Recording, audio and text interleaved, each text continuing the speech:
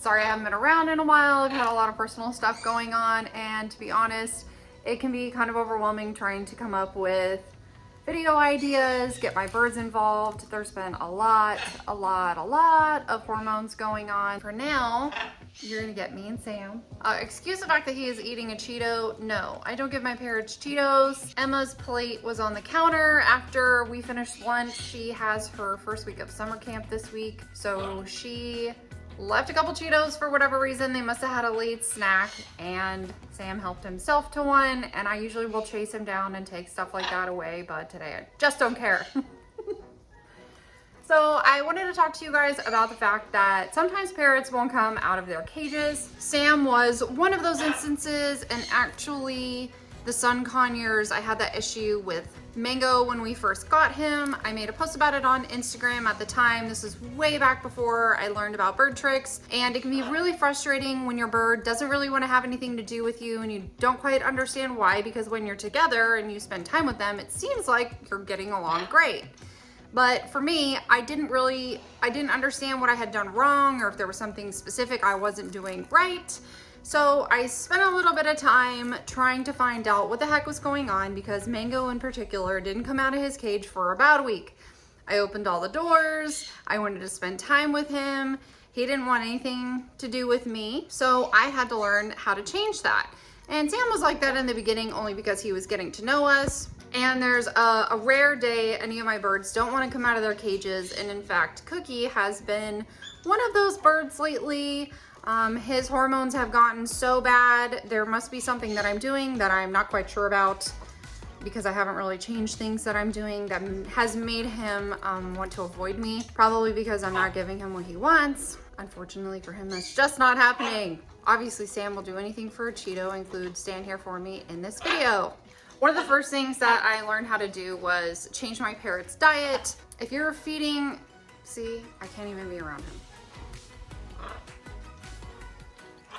One of the things that's important to know is that your parrot's diet is drastically going to affect the way that your bird's behaving. If you're giving them terrible things like a full seed diet, or the colored pellets that are basically full of sugar if you read the ingredients, and not anything nutritionally fortified, they're not really gonna have any reason to want to come out of that cage and spend time with you.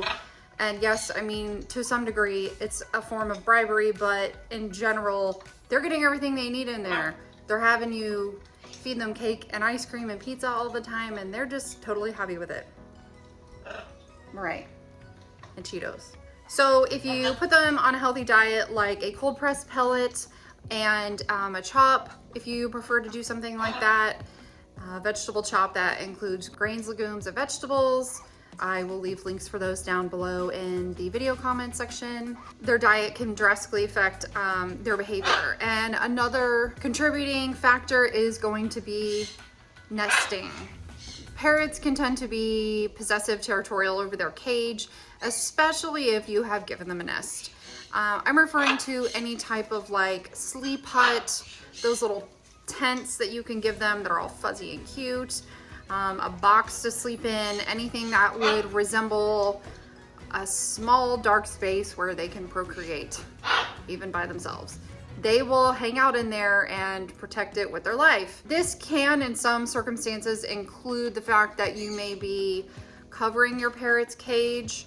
I'm not going to say all circumstances. My vet is very pro cage covering, and Bird Tricks is not for cage covering, because they encourage you to actually just have a whole separate room that your parrots can be in, where you can have their cages there, even if it's a smaller sleeper cage, and just turn out the light. So for my parrots, that is something that we've elected to do. We're actually taking a second downstairs master that's on our house and turning that into a smaller guest room and a parrot room. I talked about this back in October, and it's still not happened. So we're working on it. We've just had a lot of stuff going on in our life. So shock, right? Shocker.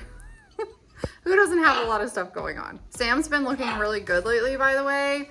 He is growing a ton of feathers in. You can see his legs, looks like he's wearing leg warmers. You got some fuzzy little legs, Sam.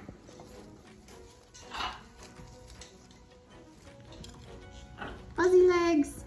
And he actually has one really hard because the light is against me. Here, Sam, turn this way. There you go.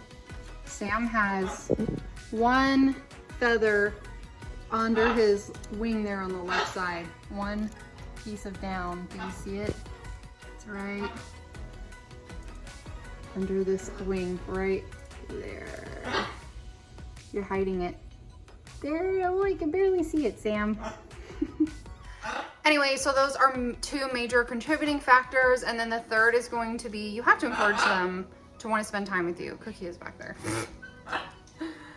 So I used target training to encourage my birds to interact with me. And that was something they found really interesting because they were given a reward for doing something that I asked them to do, like touch the end of the stick. It was really simple. And by removing seed from their diet, you can use seed as a reward. Yes, there are some birds that have seed in their diet. You just have to research the type of food that's best for your bird and actually do your due diligence instead of going to a pet store and just picking up a bag of bird seed. Right. Now you want me to pick you up. I wish I had a parrot to show you that wouldn't come out of the cage so that I could demonstrate this for you. Sam would be a good example, but I doubt that he will come back in here until it's time for dinner. So you can see in my parrot's cages, it's a big open space. I finally replaced the cotton rope that I had right here for Cookie. Excuse the mess. I had these giant cotton ropes. So there's no more cotton in any of my bird cages. I'm really proud of that. I did used to utilize cage covers. You can see that here.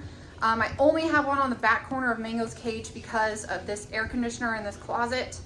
This vent causes a draft down that wall and I could feel it in the cage and I didn't want him getting sick. I guess I could just move him to this other wall. That would really resolve that. But it really is only on the back of his cage, which is where the wall is anyway. So I don't really notice anything different from him behaviorally. They're all hormonal right now. So anyway, you can see that I don't have any other type of nesting options in here. But my birds are only in here at night, so I guess I don't really care right now. And then Sam's cage, which actually, interestingly, he's not really shown a whole lot of interest in the toys that I made for them. If you remember a couple of videos ago, I had bought all these toys in pieces and made these toys for my birds, and Sam has only kind of recently started picking into them. I found some in the bottom of his cage when I was cleaning it yesterday. Yeah, I don't know what else to do with him. I can't with Sam. He's a different bird than my other birds. So anyway, I give them mentally stimulating toys just like I do outside in their aviaries. Actually, I have an order on the way, so it's embarrassing how little toys I have out there. They've been very bored because I've just blown through stuff. Hormones have them chewing like crazy. God help me. I wanted to just give you a brief example of target training in the bird's cage. Of course, I don't have a bird here with me to give you an example, but basically when you teach the bird to touch the end of the stick with their beak, the second they touch it, they don't have to bite it. You click, okay, I'm holding my clicker backwards. You click and give them a reward. Make sure you put your stick downward so that they are not being given confusing cues. So you would then put the stick through the bars. You might just put it a little higher than their head. And when they touch the end of it, not grab it viciously. You don't want to reward that type of behavior. Move it to different parts of the cage so that they have to kind of walk across and move towards it. And if that goes well, everything's positive, stop the session. You don't have to make them come out of their cage the first day. And if you'd like, have the door open, work your way around the cage, and then just see if they'll reach through the door and touch the stick for you. I used to have this giant blue suspicious looking stand right here on the door, and Cookie would climb out here through this side and stand on it. You can put a perch on the door. All my other cages have perches on the doors for the birds. And then have them touch the end of the stick and click and reward. And that's one way to get them to come out of the cage is just do a training session right here. Make it really nice and simple, stress-free. And if they don't want to come out, that's fine. Like, don't force it the first day. I don't see why they wouldn't. If you remove the cuddle huts type stuff, you can take everything fun out of there and make it a not fun place to be in order to encourage them to come out and have fun with you on a play stand, or, you know, whatever it is that you want to do with them that's fun.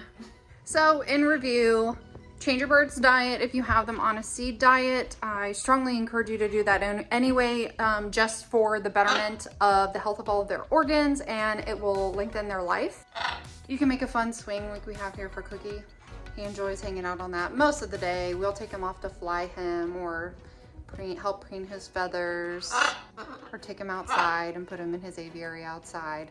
It's been hot here in Florida, you guys. It's like really warming up. It's like, oh wow, a whole 84 degrees. No, it feels way hotter than that. It's so humid.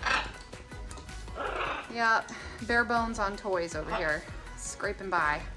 I challenge you to remove your little sleep huts. They're really dangerous anyway. Remove your bird's sleeping box. Even though I have been told that sun conures are not perch sleeping birds, they do find a place to lay down, I guess. It's not something I've researched yet. They sleep fine and they seem fine. So, and your bird may seem just fine to you, to be honest, in its little hut and in its box. And if you're happy with its behavior, more power to you. I've noticed a significant difference in my parrot's behavior overall. They want to spend more time with me. They're more cuddly. Peach spends 100% time less biting me on the neck. Okay, like 98%. Lately, these hormones, I'm telling you, they're so bad still, and I don't get why. I haven't changed anything. I'm surprised it's not over for us yet. Wants me to pick him up again. Guess he wants to go fly. All right, until next time, you guys, try to make those changes. Drop some comments down below. Let me know how they're working out for you, because I'm really curious to see if we can get some people's birds out of their cages. And then we'll have to do another video about getting them back in their cages, I'm sure. Like this video, subscribe if you haven't already, and we will see you next week. Bye. Bye, Cookie.